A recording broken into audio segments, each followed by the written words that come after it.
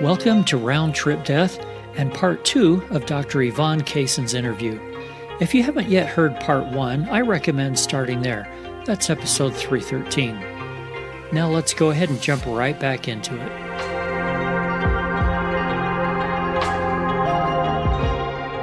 Everybody that's been patient with us so far deserves to hear about the plane crash. I want to hear about the plane crash. Well, my next near-death experience, if we're going in the sequence of my life, happened in March of 1979, and I was a young medical doctor at that time. I was in the final year of my residency, and I had been assigned to work in a remote northern community in Ontario with the Native Indian community. And I was assigned on this particular day, March 27, 1979, to go on a medi-vac, a medical evacuation, to take a critically ill patient from the small little community hospital where we were, and to fly her to the closest large city, which was Winnipeg, which was maybe a 1-hour flight by plane away, so that she could go to the intensive care unit where they had more advanced facilities to look after her medical condition. And medevacs back then were not generally done by helicopter. This particular medevac was done with a twin-engine airplane, a small twin-engine airplane called a Piper Aztec. So the plane was loaded. The patient on her stretcher was loaded into the plane, and she was placed. The second and third row seats behind the pilot had been removed, and her stretcher was there. I was in the second row on the opposite side behind the empty co-pilot seat, and I was tending to her airway. She was intubated, and I had to bag her, and there was oxygen running in. And then the nurse was sitting in the seat behind me, the third row seat, and she was tending to the patient's IV. She had IVs in both arms. And then that was the back of the plane. So that's how big the plane was. It was a tiny little plane. So we flew from Sioux Lookout, and we were flying to Winnipeg. Now, we flew into bad weather, technically a blizzard. And so the plane was being buffeted, really strong by the winds, et cetera. And if you've ever been in a propeller plane, and particularly when you're that close, I must have been like 6 feet from this engine and maybe 10 feet from that engine. They're loud. You really hear the noise of the propeller motors.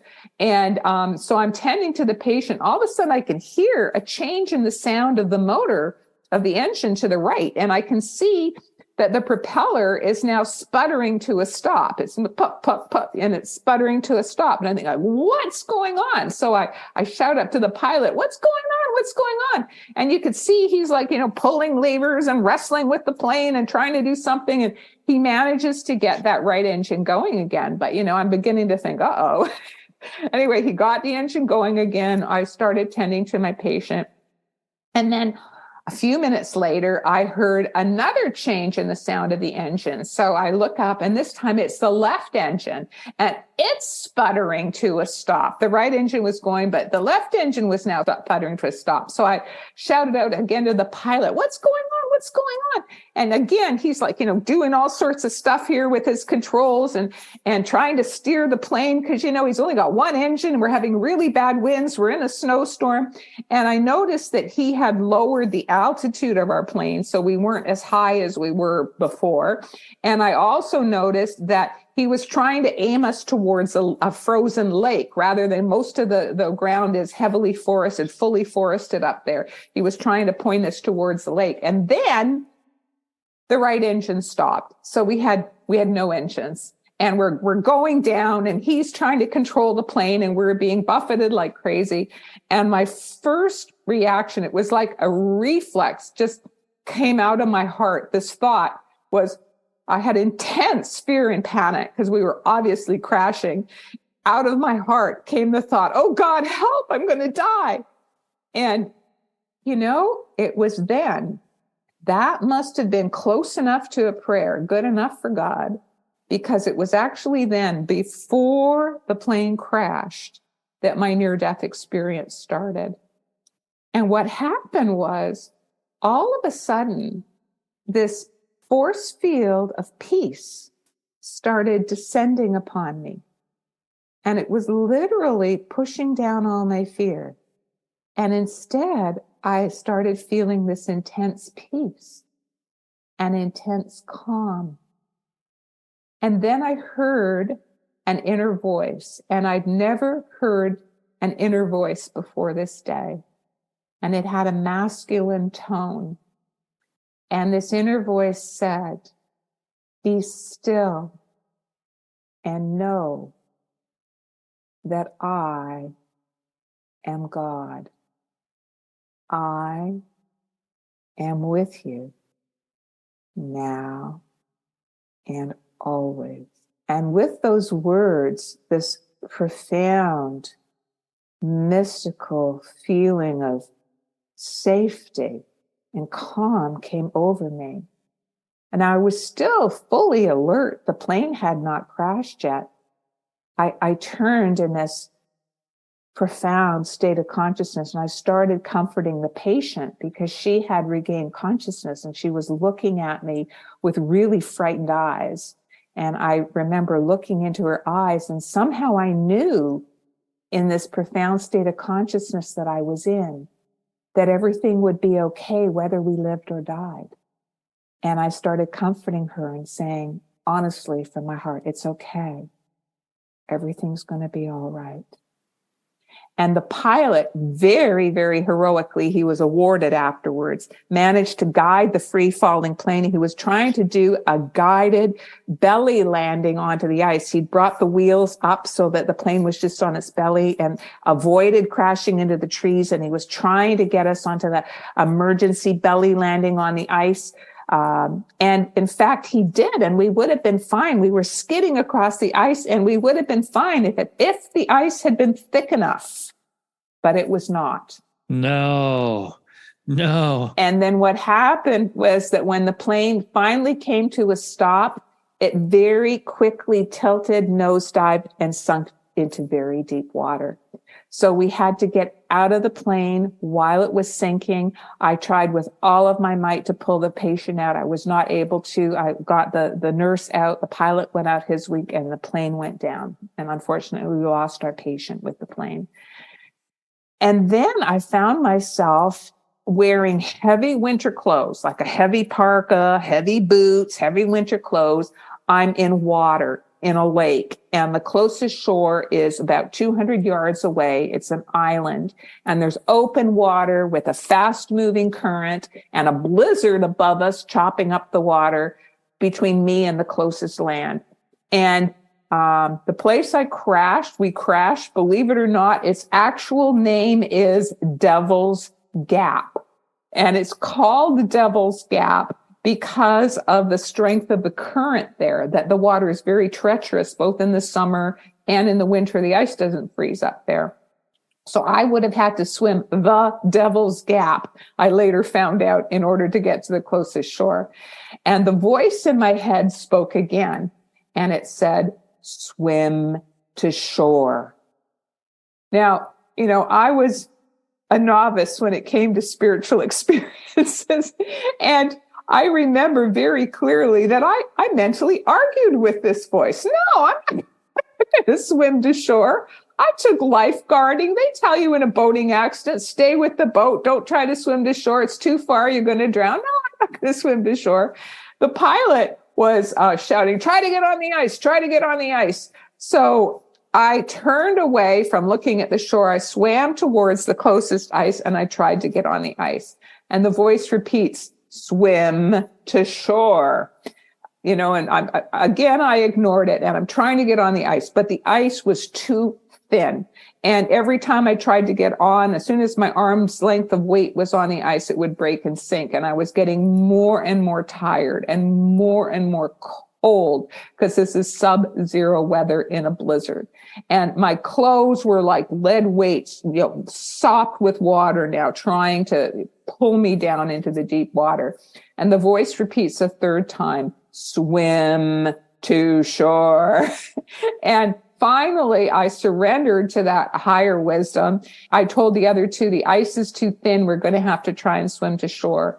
And I started swimming to shore.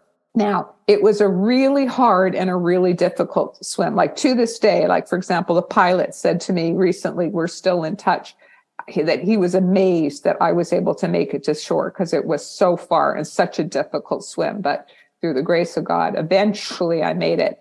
But I went down several times in the process of swimming to shore. And then I would struggle and kick with all of my might to try and bring my mouth above water again to get some air into my lungs. And then I would continue with swimming. Anyway, somewhere in the process of swimming to shore is when my near-death experience deepened. And what happened was all of a sudden I heard this loud sort of rushing or whooshing sound, like, and suddenly I found my point of perception whisked out of my body, and I was now 25 or 30 feet above my body. Now, my body was not dead or unconscious. I was still actively swimming to shore. So it was actually more complicated than that. It's actually that my consciousness was two places at the same time.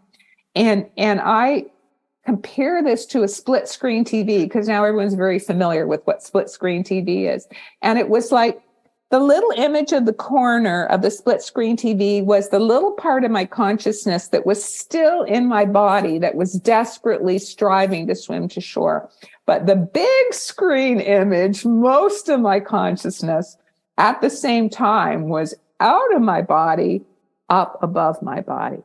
And then the bulk of my consciousness went higher. And I entered this realm that was filled with love and light. Now, many people talk about the white light realm, and it was a white light realm. But for me, by far, the most powerful aspect of where my consciousness went was the love. The love, the intense, powerful, unconditional love. This was the most beautiful, perfect, powerful love that I had ever experienced in my life. I felt like I was home. This was where I belonged. While I was in that loving light, I mean, for an instant when I first got there, I did see a face of light, and then it just sort of faded into that sort of almost like cloud-like glistening periphery in the realm of light. And I just knew things. I knew things in my being without it being spoken or explained to me by anyone or words or I just knew things. And what I knew, what I understood when I was in that, I'll call it realm of light, was I knew that this love that I was experiencing, this incredible, powerful, unconditional love, was the love of the higher power, or what I had been raised to call God. And what I was experiencing God or the higher power to be was not at all what I had been taught. It was not an old man with a long white beard sitting on a throne judging me, have you been good or bad, which is my concept before the experience. But what I was actually experiencing was that God, our higher power, whatever word we want to use to describe it, the loving force behind the universe, is exactly that. It is a incredibly loving force which is interpenetrating and underlying all of creation, all of past, present, and future, infinitely intelligent, that we are all loved unconditionally by this incredible loving force. And I also realized something else while I was in that realm of love and light. I also realized that what I think of as me wouldn't die if my physical body down below died, but that I would live on here in the light. And so I felt completely at peace, complete joy, complete love, completely home. And so I actually watched with detachment and a little bit of curiosity to see what's going to happen to that body down there. Is she going to make it? Is she not going to make it? And it really didn't matter to me because I was feeling home. And I knew that I would live on regardless of whether my body down below lived through this plane crash situation. The smile I see on your face telling that story says more than even the words do. Mm-hmm. I can tell that you remember exactly what that felt like, and it was amazing. Yeah. Talking about it brings it back. I start feeling it again, feeling that love, feeling that joy. It looked like my body was not going to make it to shore. It looked like I was going to run out of steam about 20 feet from shore. And at that moment, which looked like it was going to be my moment of death, it was like the split screen split. And suddenly most of my consciousness went back into my physical body. And I remember, I'm 20 feet from shore. I'm just exhausted, can't swim anymore. And I'm about to go down for the third time. And I remember, it's amazing what you think in these situations, but I clearly remember thinking, oh, it's true. You do drown the third time you go down. That's what I thought. And I was just preparing to just completely surrender to death because I had nothing to fear. I knew I was just going to be in the light, and that was just fine with me. But then when I looked through my physical eyes, I saw that the current was carrying me very, very rapidly to the right, and that there was a tall pine tree that had fallen off the shore of the island into the water, and that the current was actually carrying me right towards this pine tree. And in the state of consciousness that I was in at that time, it actually looked to me like there was an etheric hand of light superimposed on that tree, and it was reaching out to me to rescue me. And that all I had to do was like swim 1 or 2 more strokes and my hand would hit that tree. And so somehow I was given the strength to swim those last 2 strokes. My hand hit the tree, and then I pulled myself along the tree onto the shore, climbed up on, over the shore ice onto the island, shouted out to the other 2, swim to shore, you could make it. And I huddled with my fingers in my armpits, as I've been taught to do when you're cold, and my consciousness floated out of my body. Yeah, you still should have died of hypothermia at that point. Absolutely. We were dying of hypothermia. There's a long, convoluted story to the rescue, which I'm not going to say today. If people want to read it, they can read it in my book. But I'm going to go to me coming out of the light and the after effects, because I think that's important. Let me just say there was a whole series of divinely orchestrated coincidences, if you believe in coincidences, that led to our rescue, that where we'd swum to could only be rescued by helicopter, and there's normally no helicopter. By coincidence, there was one there nearby that day, set down 5 miles from where we crashed, and the mayday from the plane, nobody could hear that unless they were directly overhead because of the hills and because of the heavy snow. But guess what? There was a plane directly overhead that picked it up, a regularly scheduled Air Canada flight. They radioed the message down. The helicopter pilot got the message, knew where to look for us. I mean, just all these pieces came together, leading to the rescue. They risked their lives in rescuing us.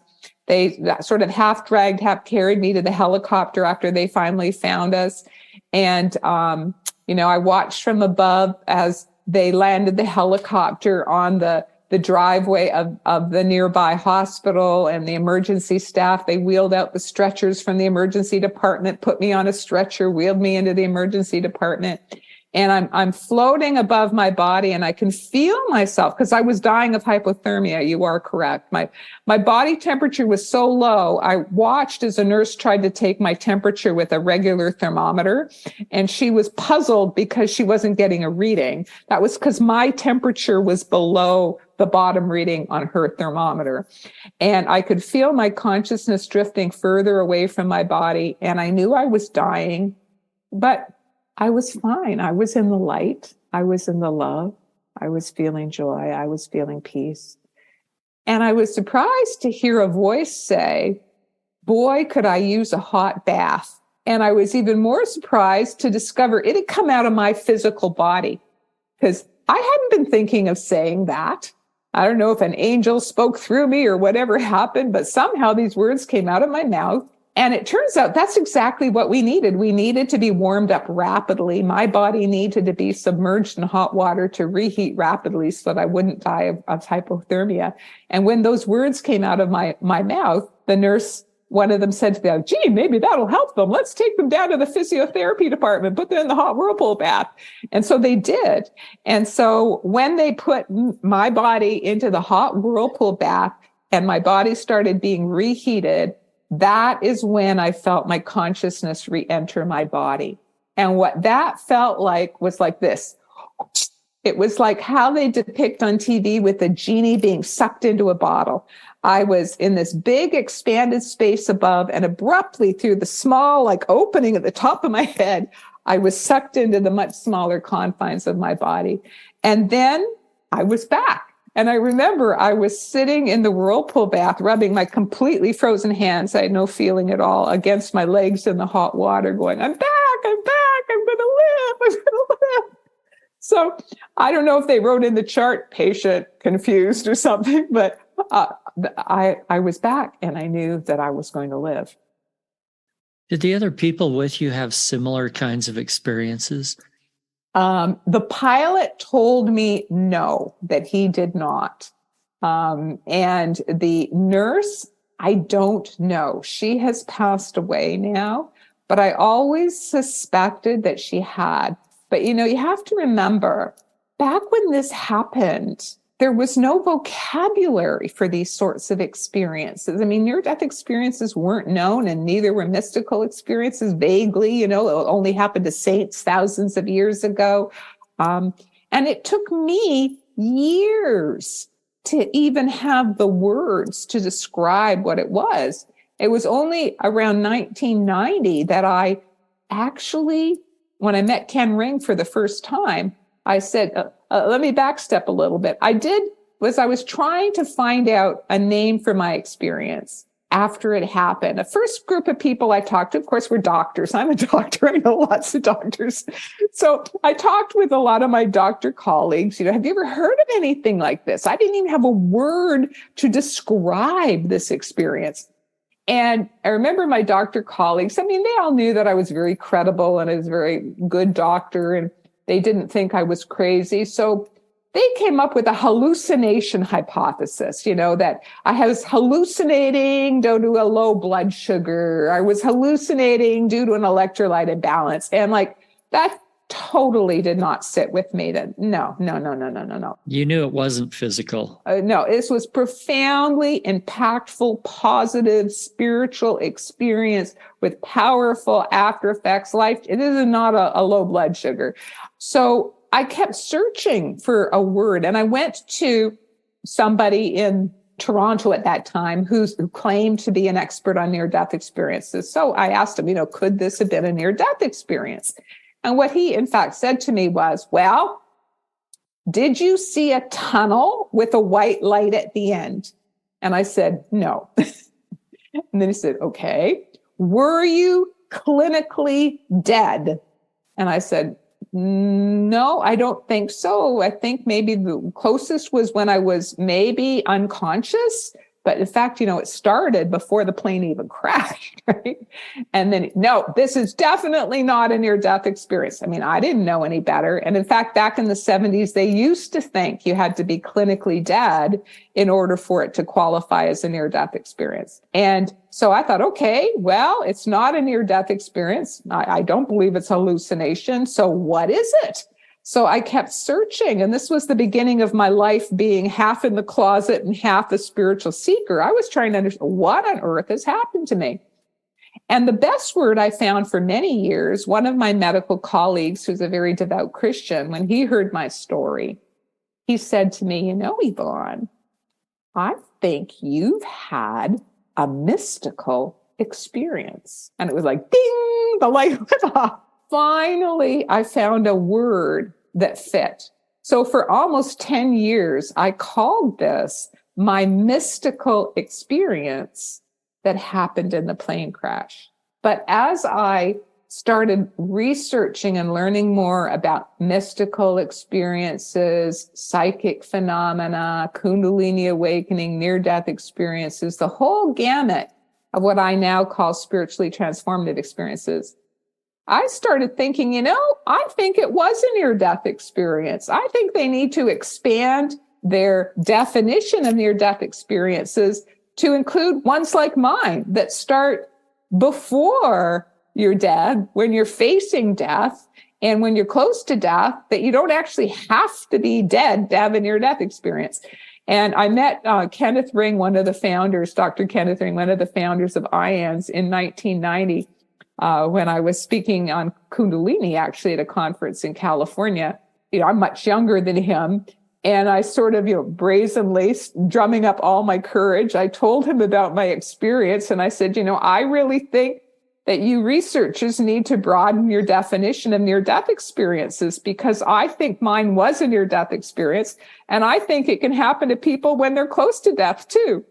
And Ken Ring, he and I become great friends.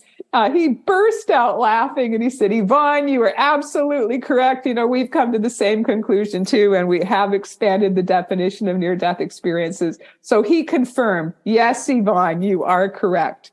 That was a near-death experience. And to me, it's comforting to know that a lot of people have one of these experiences in the middle of something traumatic, like as the plane is going down.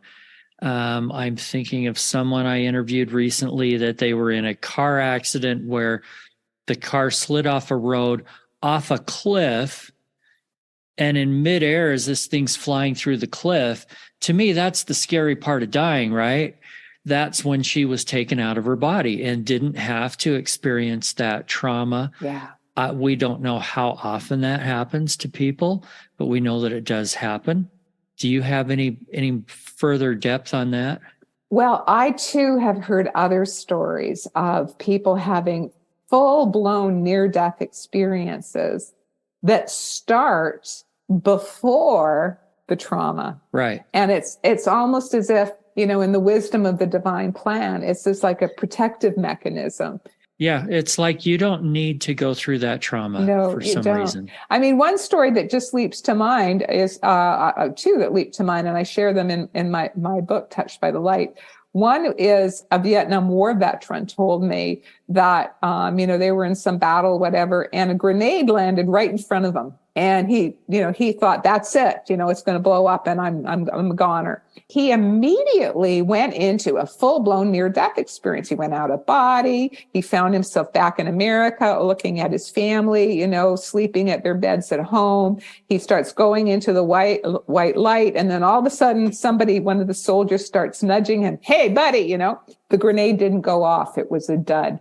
And so his whole experience happened because he thought he was going to die. Another battle example was someone who fought in World War II. An elderly gentleman told me that he'd been a pilot, a fighter pilot in World War II, and his plane had been shot down. And there were, I guess, two pilots in the plane, or a pilot and a co-pilot or something.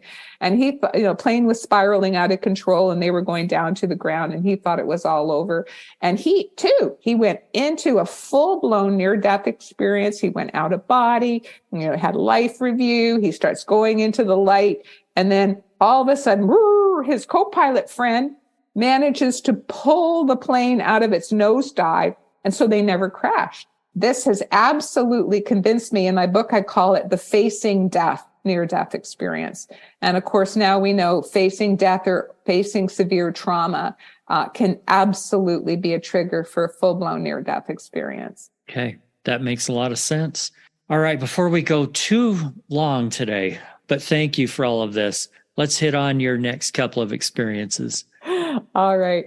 Well, my next near-death experience, I do, before we go on to that, want to say that near-death experience in 1979 changed me completely. I mean, I think it's real important to say that the after effects were profound. And my loss of fear of death, my changing in terms of being much more open spiritually and accepting of people with diverse spiritual paths, because I just understood that all spiritual paths are all just like different routes up a mountain from different angles. We're all trying to understand the same one truth, the same one higher power underlying the universe. So I became much less dogmatic, much less judgmental, much more tolerant. But I also became more capable of forgiving and more capable of setting healthy boundaries around me. It was like the experience had a growing up effect on me, that childhood had ended and I was now an adult. Profound loss of fear of death, as I mentioned earlier. But I will go on now to my next experience. Back then, by the way, there was sort of this concept that was prevalent that one only had one near-death experience in one's lifetime. And that, then it would have all these after effects, all these impacts, your life would be changed. And it would be like this beacon that you referred to and remembered and reflected upon. And that's how it was for many years. I was certainly never thinking that I would have another near-death experience. Well, and many people are that way and have the one. Many others have more than one. We're now discovering, and that's only been a recent discovery. But yeah, so it was very, very much to my surprise and totally unexpected when in 1995, this was February 1995, I had another mystical near-death experience. And this time what happened, I was flying on a major Air Canada flight from Edmonton to Toronto. I had been there. My book on spiritually transformative experiences, my first one, A Farther Shore, had been released in 1994. And so I was there talking about spiritually transformative experiences and near-death experiences. And I was flying home after this weekend of presentations. I'm sitting in this big Air Canada jet. I had a window seat over by the wing, and we flew into a blizzard. And so there was a lot of turbulence, and we all had to put on our seatbelts. And I remember thinking, oh yeah, when I had my plane crash near-death experience, we flew into a winter storm too. And then I'm looking out the wings, and I'm seeing ice forming on the wings. I go, ice forming on the wings. Because when they done the inquest into my plane crash in 79, they said that ice forming into some part of the motor is what had caused the motors to dysfunction and the plane eventually to crash. And I thought, that's sort of like what happened in my plane crash. Interesting. Yeah, interesting. And so then I decided, okay, I'm going to read the newspaper that I had gotten from the flight attendant at some point. So I pick up the newspaper. I'm starting to read the newspaper, and I'm looking at the date on the newspaper, and clear as can be, it says March 27th. I'm like, what? I am flying on March 27th? Because March 27th was the day of my plane crash. What am I doing flying on March 27th? I'm thinking, how could I not have noticed that I booked a ticket for March 27th? And I'm looking at the date, and clear as could be, I could see March 27th. And in shock, I'm staring at it. And then all of a sudden, it's like the letters swirled. And then it shifted to read what it actually said on the paper, which it said February 27th. And it's like, I breathed a sigh of relief. Like, why am I having all of these reminders of the plane crash? And remember earlier on, I'd also been thinking, gee, I wonder if we're above, because it had been an Air Canada flight from Edmonton that had caught the emergency message when we crashed. I wonder if we're going to be flying over that spot where I had the plane crash. So like all of these thoughts, which is very unusual. I would not normally get these sort of thoughts when flying, but I now think they were sort of like maybe premonitions or warnings or getting me prepared that, guess what? You're about going to have another near-death experience. Anyway, what ended up happening is the storm was really, really bad. Finally, we seemed to make it to the Toronto area. The plane was descending, trying to make a landing at Toronto International Airport. And I'm looking out my window thinking, I'm going to be really relieved when we safely land.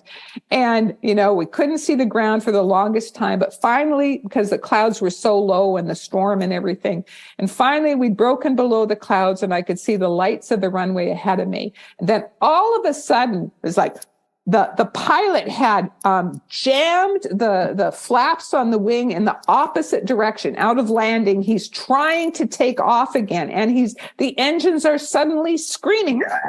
And he's clearly trying to abort the landing, and the plane is shaking like crazy with the intensity of him trying to abort the landing. And people start crying, and people start throwing up, and immediately the thought popped in my mind, oh, today is the day that I'm going to die. I was meant to survive that other plane crash, so I would do all the research and the work that I've done in the last 16 years. But today, this is the plane crash that I'm going to die in. Over these years, and as I've been deepening in my spiritual practice and studied yoga and meditation, all these things, I had learned that the most auspicious way to die is consciously. And so I decided to die consciously. And what I did, I immediately went into prayer and meditation, shut my eyes. My only worldly attachment was my son, who was still quite young at that time. I prayed for the good Lord to look after my son. And then I consciously went into death. I went into meditation, and I was trying in my mind to go as high and as deep as I could to get back to that realm of light that I had been in 1979. And what happened is I immediately found myself out of body. So I was out of body, and this force was pulling me rapidly up through this dark expanse of space. And this time, what was different from my previous near-death experience is before it was just happening to me, right? Like I was sort of, oh, wow, what's happening? Whereas this time I was working with it. I was swimming with the undertow. I wanted to get to the light where I was being pulled. So it's like my consciousness was working with it. I was striving with all my might to go up, up, up to that light. And I was being carried towards that light. And then all of a sudden I had a life review. And this is the first time I'd ever had a life review, and the only time I've ever had a life review in an NDE. And what happened, my experience, was it was like I skipped through time, and sort of like, with a rock that skips across the surface of the water. I was jumping through time, and it literally felt like that I went back and I had been brought back to another point in time of my life. And the first time I was brought back to was when I was in the white light in the plane crash near-death experience. It was like I traveled in time and I was there again. I was re-experiencing everything. I was feeling the love. I was feeling the bliss. I was feeling the presence of the higher power, all of it, as if I was there again. And boop, I jumped through time, and then I was taken out. And then suddenly I found myself at what I call my calling mystical experience in 1990, which was a profound and beautiful mystical experience that called me to come out of the closet and specialize in counseling experiencers. And it was literally like I jumped in time, and I was back in my body those many years ago, actually having that profound mystical experience. And then, whoop, I was jumped through time again, and I was back at about 1993, 1994. I had a very powerful and beautiful mystical experience during a meditation at a time that I was very emotionally distraught because of issues in my personal life. And this mystical experience had been so helpful and so healing for me. And it was like I was there, I was in it again. I was experiencing everything, surround sound, feeling everything of that experience. And poof, I was out, and I was back in this expansive space or tunnel or whatever we want to call it. Again, rising upwards, upwards, upwards. And now the color of the expansive space had changed. And it was no longer sort of like dark, blackish dark. It was now a very deep royal blue, and a little bit like the shirt that you're wearing today, like a deep, deep royal blue. And I'm continuing to move upwards towards the light. And then, boop, all of a sudden, my pathway was blocked by a being of light. And this being of light was also that incredible, beautiful royal blue color. And it was luminescent and translucent. And it had a most unusual appearance. Like I've never, ever seen anything that looks like this either before or afterwards. But this being of light appeared to be half man and half woman, so split down the middle, that the right-hand side appeared to be male and the left-hand side appeared to be female. And it had 4 arms, and the arms were being held in specific postures. And I've seen statues since then of like dancing Shiva from yoga, a little bit like that. And that one leg upraised in sort of a dance, like a dancing position, most extraordinary posture. And this being telepathically communicated with me and said, "It is not your time." And just like that, I'm back in my physical body in the plane. And I don't know if my third eye was like wide open, but when I got back in my body in the plane was not out of peril yet. The engines were still racing. The pilot was still trying to get it to be able to ascend again. And people were crying and throwing up and screaming in the plane. But I could see these hands of light enveloping the plane. And then within a few minutes, the pilot managed to get enough airspeed that he was able to slowly start pulling the jet up. And then he eventually circled around the airport and, he came on the PA system. "Well, you may have noticed, ladies and gentlemen, I had to abort the landing." It's like, "We may have noticed, you gotta be kidding." No, we didn't notice that. I know. Really? And, slept right through it. This really calm voice. I mean, he must have rehearsed it. He said, when we came within view of the runway, there were coyotes on the runway. There was a pack of coyotes on the runway. So we had to abort the landing in order to not hit the coyotes and have a crash. I mean, I go into my book, the whole native shamanic symbolic significance of coyotes crossing your path and what that all meant to me later. But what I want to share is that when the plane came down and I, got my luggage and all that stuff, I was in an extraordinary state of consciousness. It's like my consciousness did not return to what I had been before this. I now know, and then immediately knew this was a near-death experience. How I felt right after it happened is it was like I had no skin, like I was completely open, that there was no boundary between me and the world around me. Anyway, somehow in this state of consciousness, I got my luggage, went in the cab, went home, and I had a very, very deep sleep that night. And when I woke up the next morning, I found myself in a unitive state of consciousness. Meaning? I found myself experiencing when I woke up the next morning was the periphery of my body had returned. So I had the experience now that I had a skin, but I did not at the top of my head. At the top of my head, I was wide open. And not only was I wide open, but I was connected to and a part of that infinite ocean of consciousness, which is all light and which is the higher power and of which we are all a part. And nobody had to explain to me or tell me or give me a name for what I was experiencing. I was 100% clear of what I was experiencing. This is what they call God communion or unitive consciousness, and I was experiencing it. And that may sound grandiose to say those words, but the experience itself was not grandiose at all. In fact, it was incredibly humbling. Because in that state of oneness, in that state of communion, in that state of no separation from the divine source, I was acutely aware, just very aware, that every living human being, every soul is just as much connected as I am, that we are all connected like a billion legs on a millipede.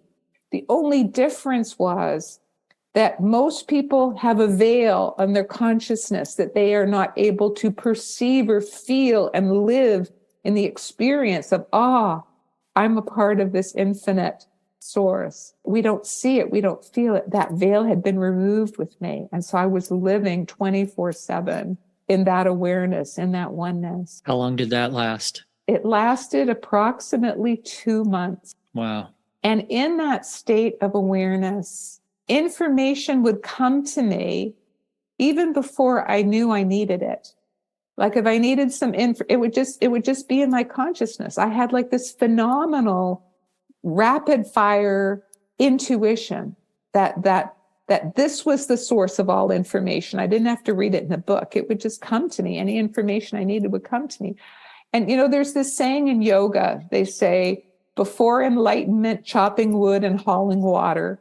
After enlightenment, chopping wood and hauling water. And that's exactly what it was. I didn't tell anybody. I had no need to tell anybody.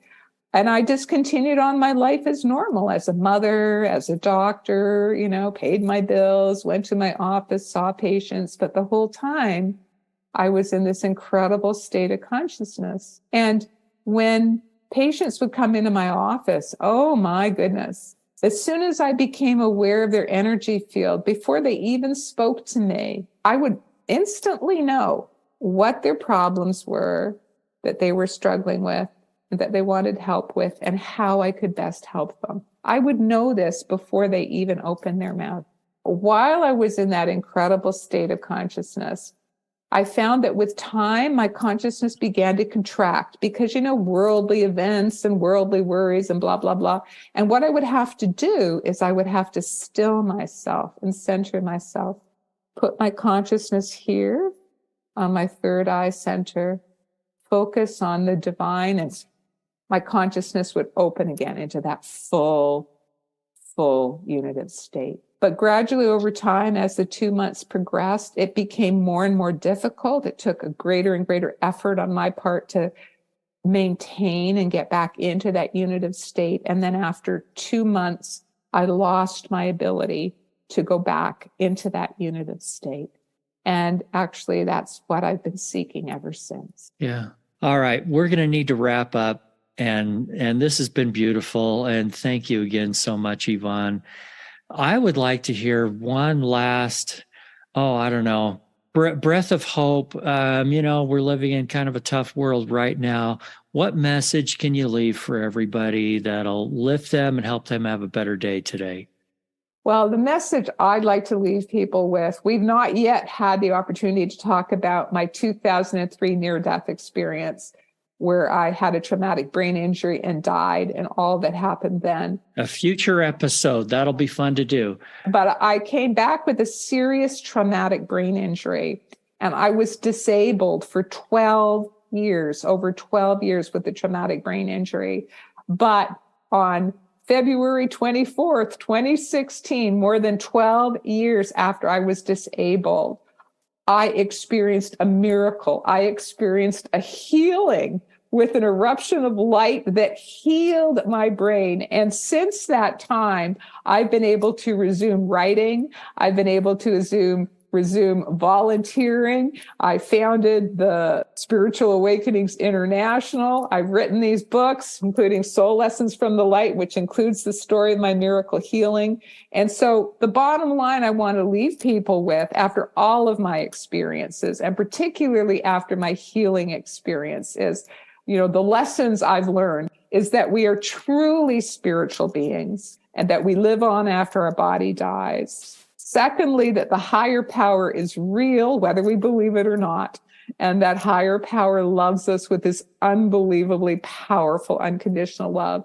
And finally, miracles do happen.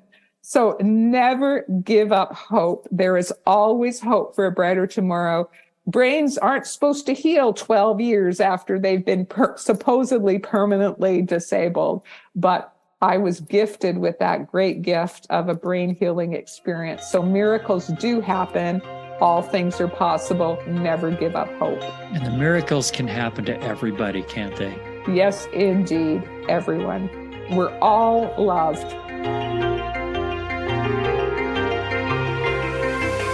Thanks again for listening. We hope you will share this message with family and friends. To be notified when the next episode goes live, follow this show on your podcasting app or click over to roundtripdeath.com and sign up for our email newsletter. Until then, I wish you everything good that you're looking for in this life and the next.